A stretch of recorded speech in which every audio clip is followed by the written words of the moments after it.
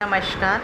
आज हम अवलोकन की प्रक्रिया को देखेंगे कि किस तरह से अवलोकन किया जा सकता है। अवलोकन की क्या प्रक्रिया है।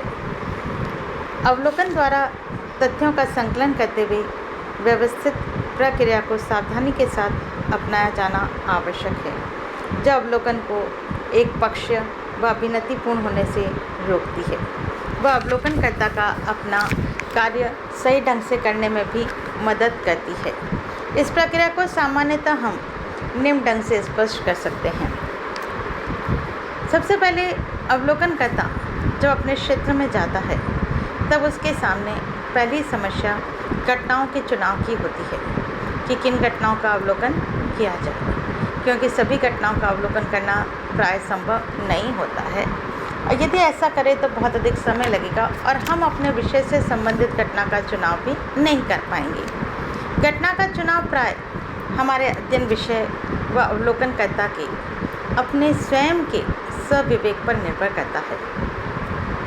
लेकिन जिस भी घटना का यह अवलोकन करता है उसमें उसे देखना होता है कि घटना में कौन कौन व्यक्ति हैं, किस आयु के हैं, किस लिंग के हैं, किन व्यवसायों से जुड़े हुए हैं और उनके आपस में कैसे संबंध हैं। घटना किस स्थान पर घट रही है, एरिया क्षेत्र कौन सा है।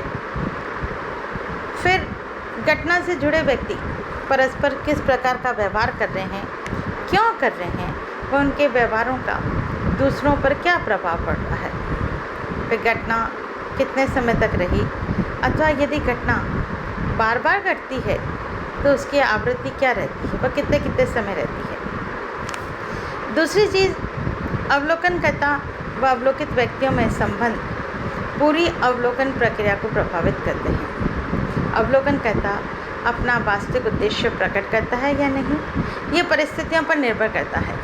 पर यदि वह अपना परिचय छिपा रहा है तो उसे ध्यान रखना होगा कि इससे किसी का नुकसान तो नहीं पहुंच रहा है, और यह कि ऐसा तो नहीं है कि अवलोकित व्यक्ति उसके प्रति शंकालु होने लगे। इसके विपरीत कई बार वास्तविक उद्देश्य बताने से सही तथ्य प्राप्त करना कठिन हो जाता है।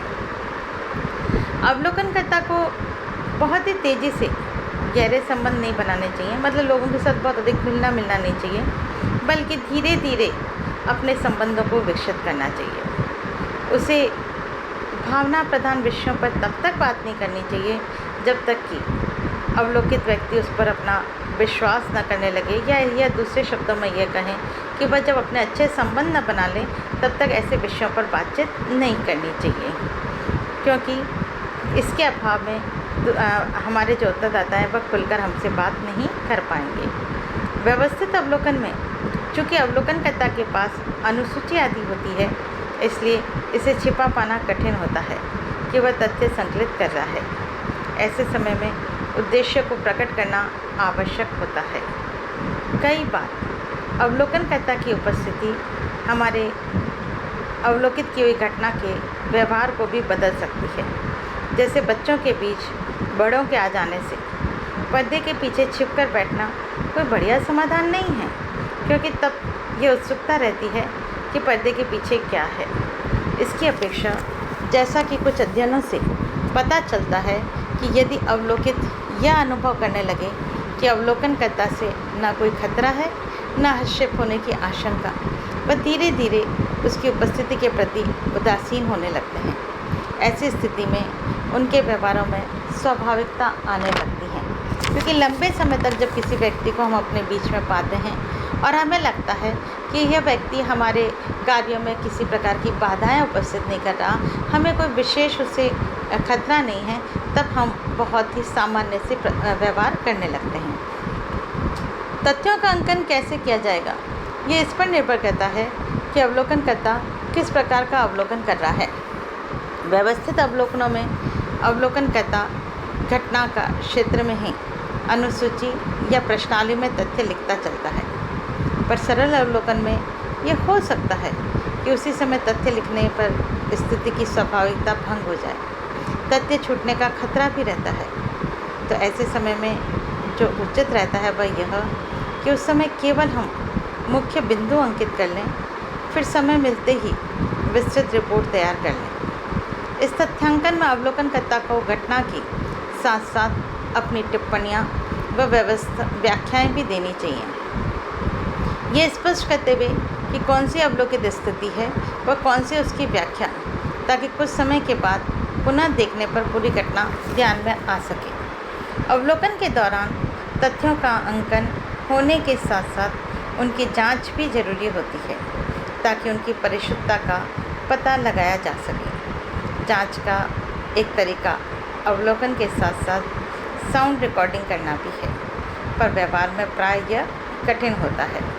इसका दूसरा तरीका यह है कि 2 या अधिक अवलोकनकर्ता एक स्थिति का अवलोकन करें, पर प्रत्येक स्वतंत्र रूप से, ताकि बाद में उनके द्वारा ली गई सूचनाओं की आपस में तुलना की जा सके।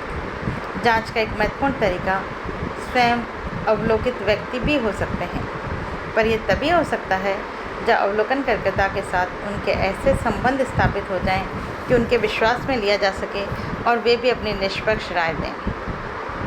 अवलोकन परीक्षक के अवलोकनकर्ता द्वारा संकलित तथ्यों की जांच व कमियों का इशारा करने से भी अवलोकनकर्ता को पूरे तथ्य प्राप्त करने के लिए दिशा निर्देश मिलता है।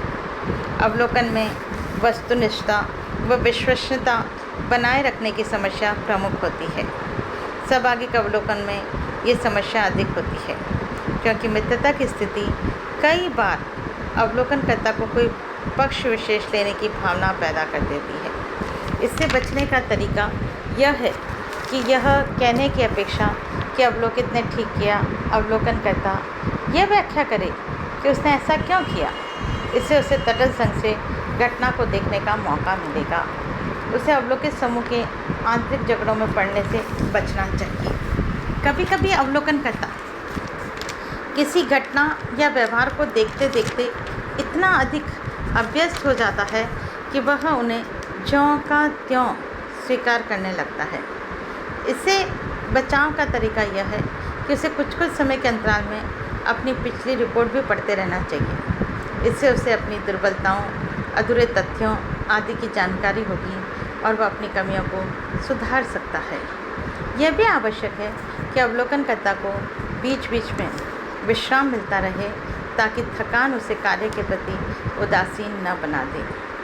अवलोकनकर्ता चाहे कितना ही क्षमता संपन्न क्यों न हो, अवलोकन से पूर्व कार्य का प्रशिक्षण देना उपयोगी रहता है।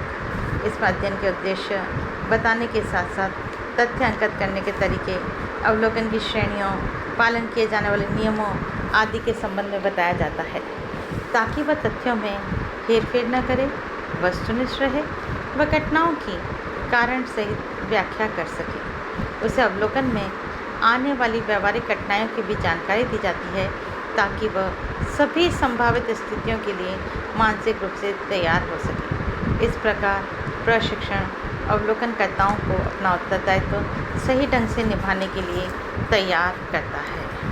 हमने अवलोकन के इस पूरे प्रोसेस को अच्छे से समझा कि किस तरह से अवलोकन किया जाना चाहिए, क्या प्रकार होने चाहिए, क्या प्रकार हैं और हमें कैसे चयन करना है, किस तरह से तथ्यों को संकलन करना है, और इससे हमें स्पष्ट हो जाया होगा कि अवलोकन एक महत्वपूर्ण प्रविधि के रूप में हम काम में ले सकते हैं। धन्यवाद।